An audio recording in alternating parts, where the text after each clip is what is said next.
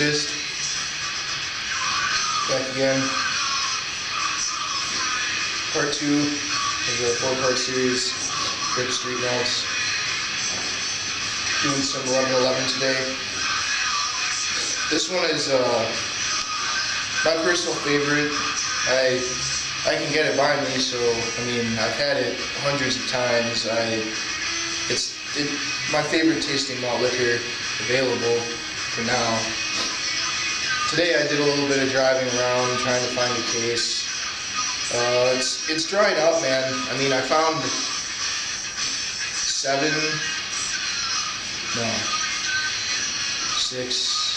11 August 13 dates, which is the last batch. I went to a couple other stores. I found some Februaries. I bought 4 of those, and I didn't even look, and I accidentally grabbed November 2012. That's what I'm drinking. I'll work my way from the oldest to the newest. Makes sense. This doesn't taste bad, but it's not how it should taste.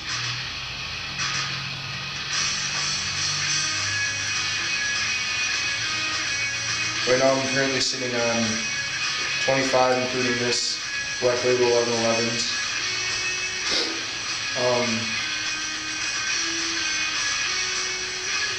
Yeah, got a haircut, a beard trim.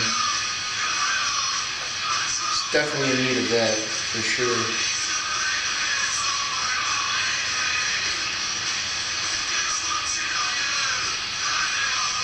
Yeah, 1111. First time I remember drinking 1111, I probably had it before. The first time I remember, because this is always the cheapest 40. And me and my friend Rick were really drunk. We stumbled into a store, and for some reason we thought it was 11.11%. Obviously that's not fucking accurate, but we were dumb, young, and drunk. We thought, oh, we gotta buy that. Fucking A, man.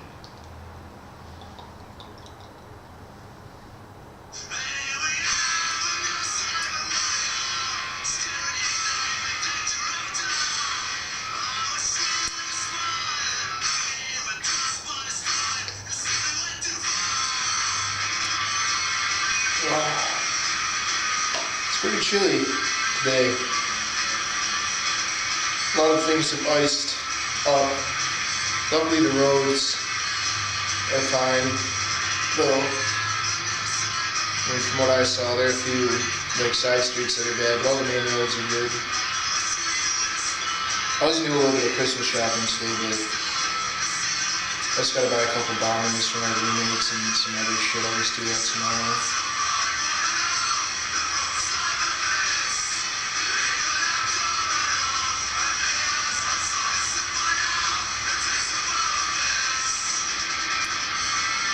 Yeah, one of the stores I went in today, actually I have two different stores just from today actually, but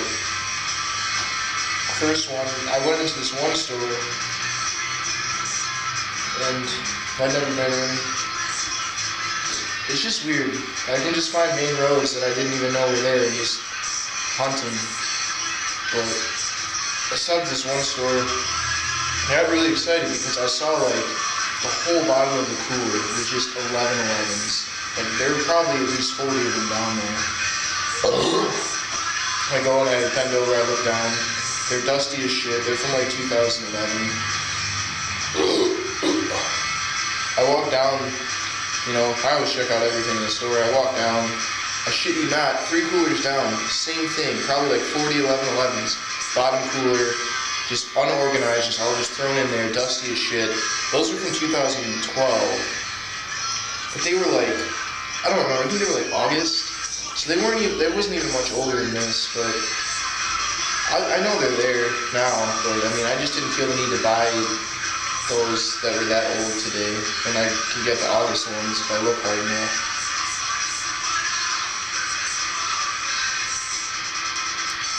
I'm buying a half-size bottle of Cisco there, though.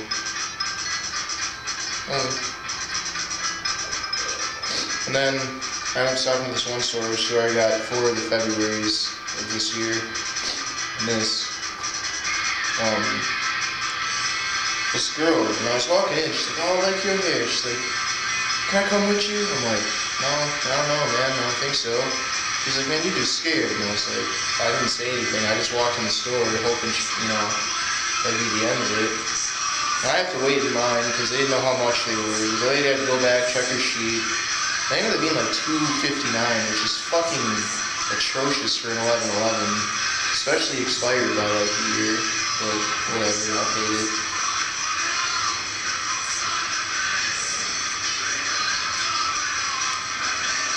And I walk outside. Homegirl is still outside. She was seriously sitting on the hood of my car. I said, fuck. And then she's like, oh, come on, let me come with you. I'm just like, no, she's like, I forgot all exactly what she was saying, but she was like, whatever, saying shit, and I was like, nah. And I'm like fumbling around trying to like get in my car, and I have like fucking like 1240s, bottles of bum wine, fucking bags of, oh yeah, I forgot about that. Bags of wrap snacks. Oh.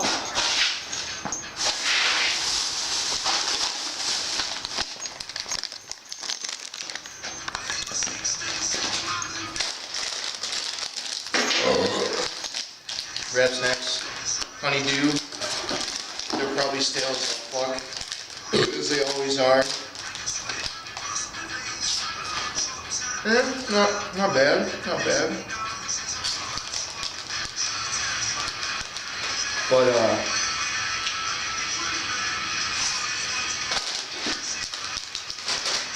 yeah.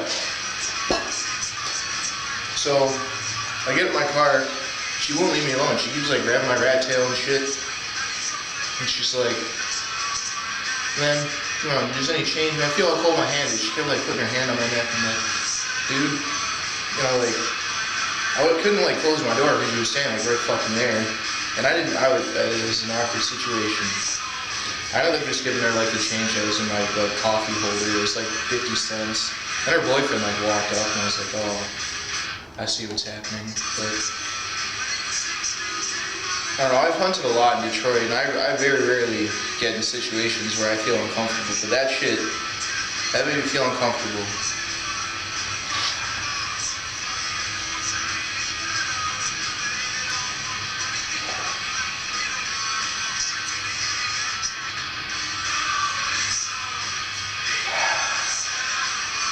I'm trying to think of other 11/11 stories I might have. I had such a cool story for Koki. It's just gonna suck when I do Silver Thunder. I mean, I have a few other cool stories from that specific weekend, but I pretty much told the highlights. All I'm doing in this case is, sitting on me. But, oh yeah, 11/11.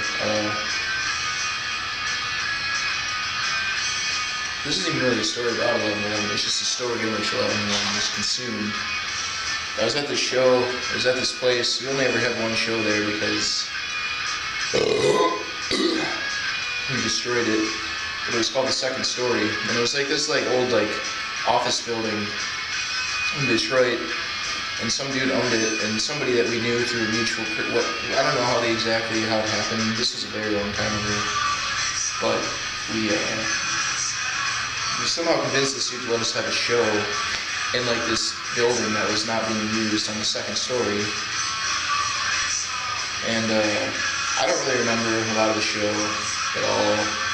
We were drinking like whiskey and Faygo and freaking 11/11s, and I do remember me and my friend Shane were working on one of these outside. The show ended, and our ride is like, hey, we gotta go, and we had like more than half a 40 left. And I was like, dude, Shane, chug this. He fucking takes it, chugs it down in like 10 seconds. I fucking grab the bottle and I just whip it at an object that I should not have whipped it at. We'll just leave it at that.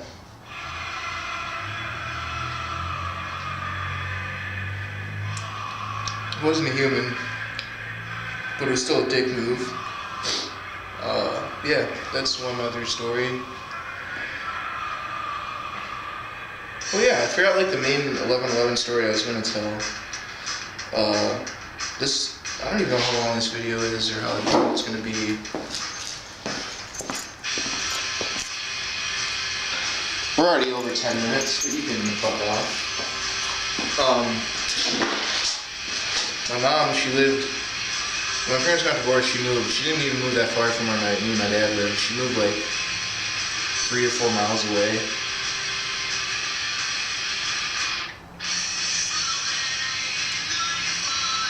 Still in burbs. And you can't find the shit in burbs for shit. I mean, I have never seen the other thing at this one store that I'm about to tell you a story of. And I would always go over there. She was buying me booze when I was younger, and I was like 18 at this point. And the store, they carried 11/11, Schlitz Red Bull, and Schlitz Bull Ice, which again, the Schlitz Bulls, they're not very common in the suburbs, so that was cool. And I mean, I didn't know too much about, 40s at that time, so I didn't know that was like, a thing. And I also didn't know about expiration dates back then either. So who knows how old those were. But I do know that when I started getting into trading and all that,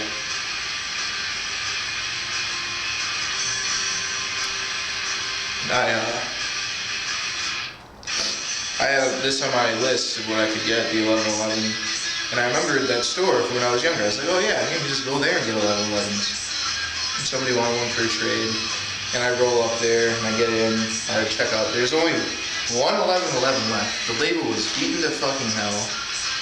And at that point I had known about expiration dates and floaties and shit and 40s. And I check it out and dude, that thing was fucking I forgot what the date said, but that thing was old and there were so many floaties in it. I was like, holy shit.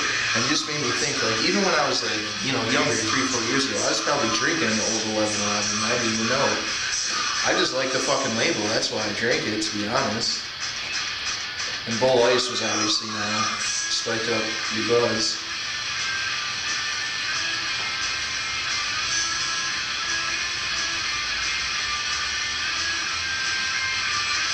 Yeah. R.I.P. to one of the finest malt liquors I've ever tasted.